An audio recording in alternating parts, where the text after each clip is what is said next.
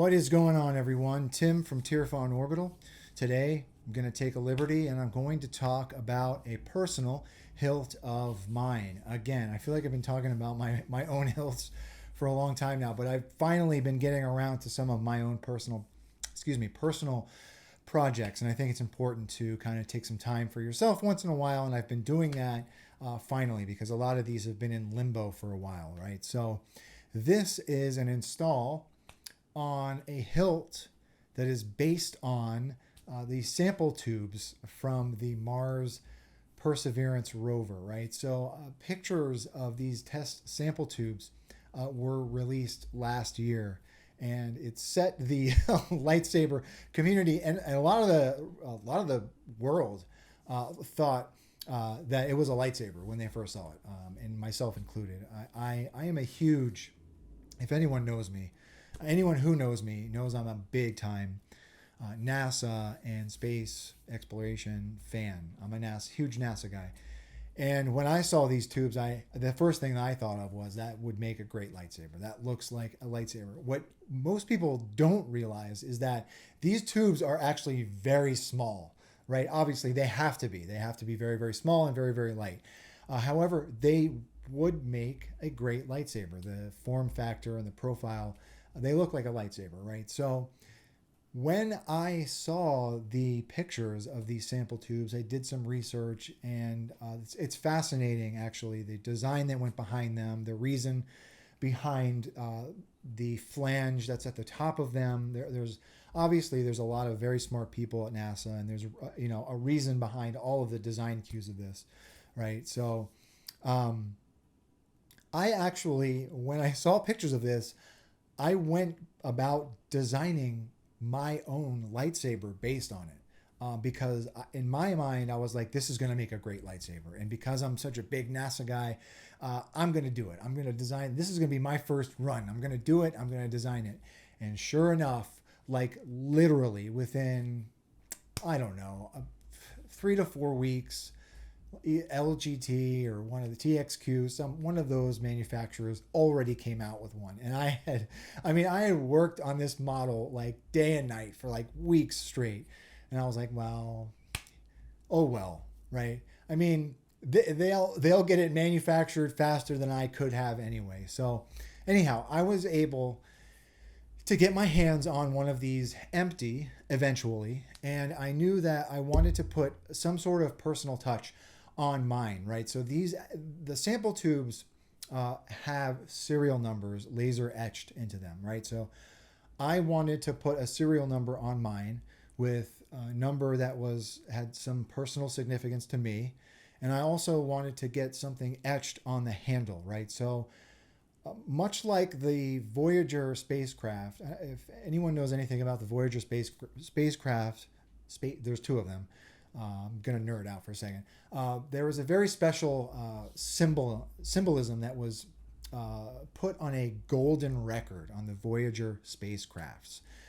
Something very similar to that was put on the Perseverance rover, and I wanted to put that onto this hilt, right? So I designed a logo or a faceplate that my good buddy Cole laser etched into this handle, along with a secondary serial number with some other numbers that are personally significant to me.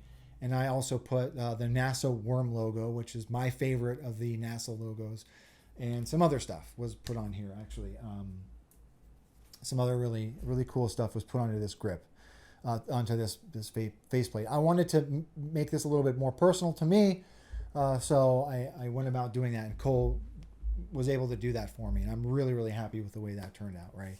So I knew I wanted to do that with the hilt, and I also knew that I did not want this hilt to look pristine. I wanted it to look like it had been sitting on the surface of Mars. I wanted it to have some Mars dust on it. I didn't want it to look rusty, and I didn't want it to look banged up, right? So, I mean, it hasn't been used, obviously. It hasn't been, dropped on the ground. It's been just laying on the surface of Mars. So it's got some dirt on it. It's been sitting out in the sun. So I just wanted it to be a little bit used. I wanted it to look like it's just kind of been sitting out, right? And that was actually a little bit harder than I thought because this entire hilt was anodized. So I had to go about that a little bit differently. And I'll talk about what I did to it when we come up top, right? So, but I didn't want it to look new.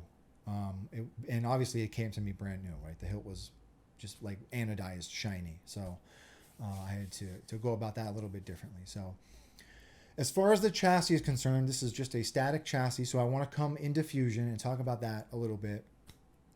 And then we'll come up top and do a demo and we'll be on our way, right? So let's come into Fusion. Okay, so here is the chassis, right? This is a very, very thin grip. I think this is actually a 1-inch grip all the way through, all the way down the length of the hilt. As a matter of fact, is 1 inch. So not a hell of a lot of room to play around with, right? So I chose to go with a 22 millimeter Nano Elite speaker from Smuggler's Outpost.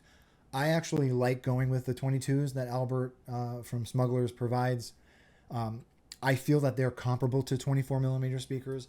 And with a 1-inch inner diameter hilt, you can fully enclose a 22 millimeter speaker. So that's what I did here. There's a 22 millimeter speaker down here. I've got greeblies on each side of the chassis. I printed this chassis in resin. This whole chassis was done in resin. That way I could get some nice detail in the greebly work, right? So greebly work on both sides. Here's our battery tray. I did do a tilted Profi board setup in this one because I didn't have a whole heck of a lot of room in this grip, right? So if you notice, the battery takes up the majority of this grip, and you can't stack a board and a battery in a 1-inch grip, right? So I did a tilted Profi board setup. The USB and the SD card kind of just peek out right underneath the threads, okay? Kill switch is right here. Along the other side, or is it on this side? No, it's not. Sorry, I was looking for my LEDs. There are LEDs on the external of the hilt, which is another cool feature of this install that I want to talk about when we come up top, right? But that's it. There is an onboard tactile switch here, which is what the the plunger switch on the outside of the hilt makes a contact to. And I've got some holes on the two sides of the chassis. This is how I bring my leads for those LEDs out. Up top, there is a PCB emitter. That's what we make a connection to the blade with. On the spine of this chassis, I've got the NASA worm logo as well. This is not the old school NASA logo, which is another great logo, but the NASA worm logo, this is like from the shuttle program. I love this old school NASA worm logo. So I put that one on the spine of the chassis, right? And that's it. Pretty simple setup, very long chassis, right? So let's come up top. So here it is. I call it the Percy hilt. I don't know if this hilt has a name or not. It's the Percy hilt to me, right? So I wanted this hilt to be a little bit beat up. So I went about this a little bit differently. I'm not a weathering guy. I weather some hilts. Like if a customer asks for me to weather their hilt, I'll do it. Like I'll throw some aluminum black on a hilt and I'll weather it. But I'm not used to doing just full anodized hilts like this. And I didn't want to blow back the anodization on this because the grip is a very nice white. I wanted it to stay those colors, right? So I had to get a nice base coat for my weathering pigments to stick, right? So I started with a base coat of matte clear, right? So I did a base coat of matte clear, and then I went back with some Tamiya. Then I did a regular black wash, a black acrylic wash, just to make it look a little bit dirty. Then I went back with a burnt sienna wash. A lot of layers on this. Then I sprayed it again with a clear matte. Then I went over it with some Tamiya weathering pigments, and that's what all of this rust is in here. I think it was Tamiya rust, actually. And that is what all of this, this rust and all of these cracks and crevices is. I also used some Tamiya oil weathering pigment, and some Tamiya dirt pigment, right? I thought about using Fuller's Earth in this to make it look like there's actual dirt encased in some of these cracks, but I don't have a lot of experience with that, so I didn't use it in this application. But I've been looking for a reason to use that, right? Maybe on another build, a future build, I'll do that, right? The Hilt shipped with like dummy lenses, like LED lenses here. I swapped these out and put my own in here. I wanted red and blue. I think it's shipped with like orange and green.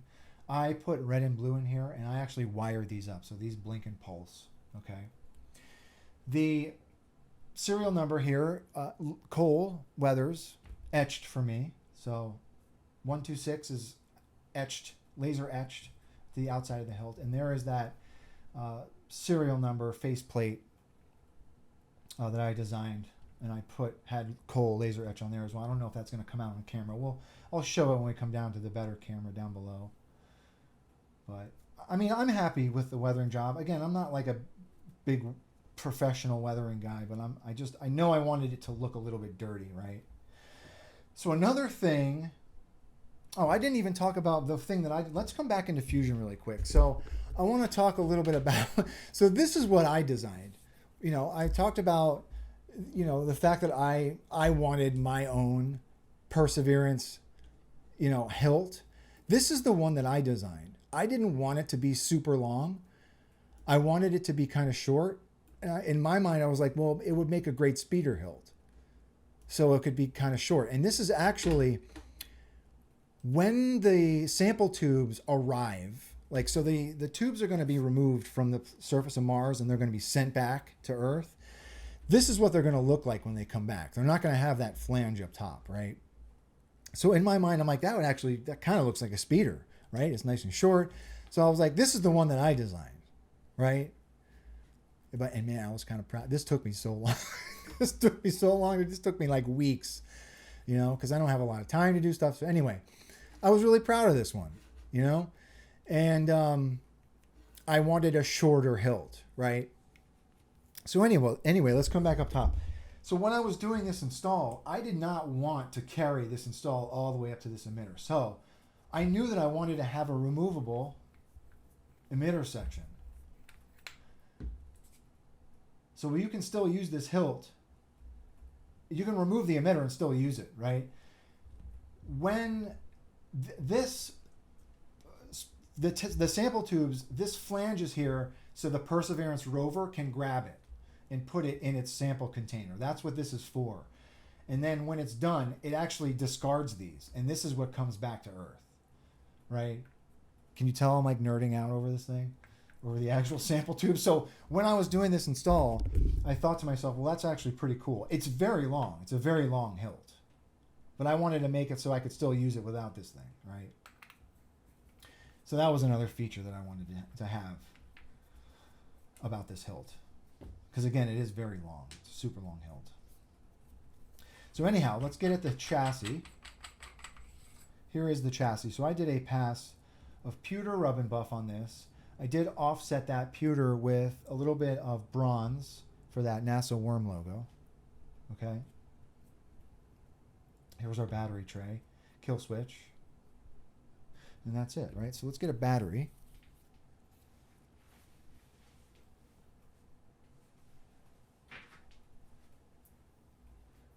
Put my battery in my battery tray here.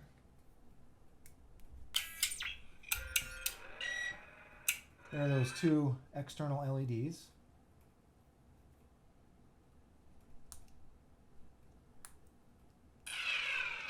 There we go. Okay.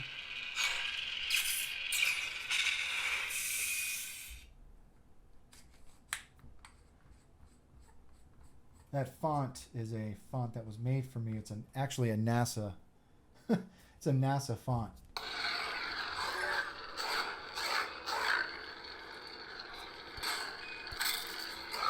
Okay. So let's come down to the bottom. Okay, so there are those LEDs lit. And there's that faceplate that I had Cole, my buddy Cole, etch into the grip for me. You can hear in the background of this font the NASA Quindar tone. There it is.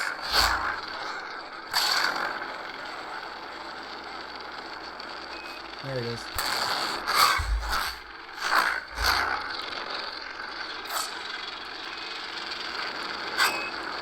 Yeah. See what else we got on here. Horizon.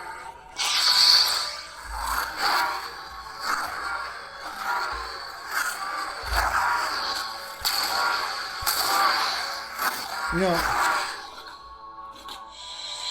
I love these 22 millimeter speakers from Smuggler's Outpost. I think they sound great. So let's put a blade in it. All right, so 1-inch blade, nice deep blade socket here. There are big M4 set screws. I'm going to tighten that, and then I'm ready to go.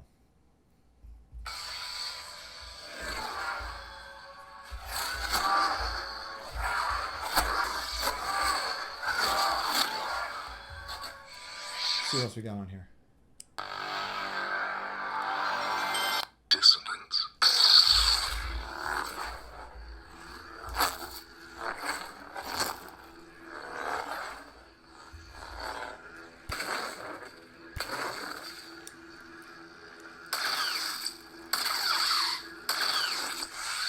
One more.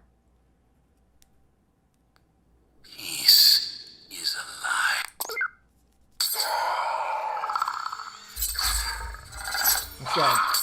What's that predator thing? Luigi! I don't know why I put this on my Hilt. Welcome to the bill.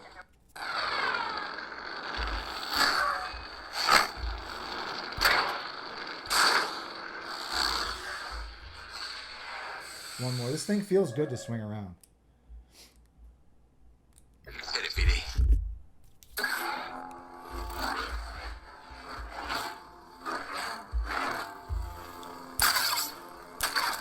Looks great with those LEDs.